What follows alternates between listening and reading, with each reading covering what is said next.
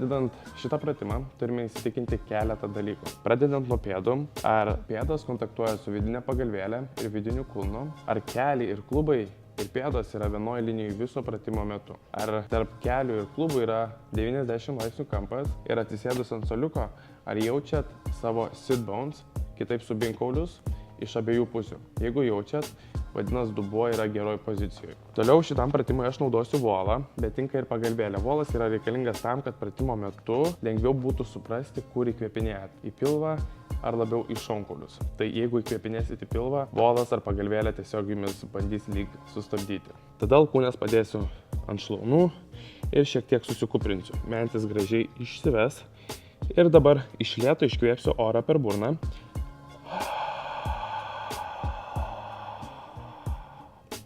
Iškvėpimo gale turėčiau pajausti, kaip mano pilvo šoniniai raumenys šiek tiek įsijungia, labai nežymiai, maždaug 2-3 iš 10. Ir dabar bandysiu vėl iš naujo įkvėpti per nosį, išlaikydamas įtampą pilvo šoninėse. Bet prieš įkvėpimą būtinai uždėsiu liežuvį ant burnos viršaus. Įkvėpimas ilgas per nosį ir iškvėpimas ilgas per burną.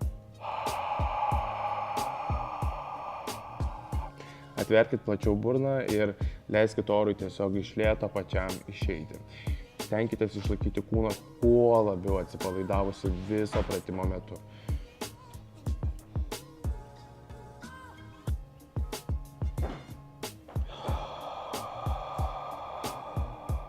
Ir jeigu viską gerai padarysit, turėtumėt jausti, kaip visas, bent jau didžioji oro dalis tiesiog įsikvėpia jums į nugarą ir šonkauliai nugaroje išsiplečia.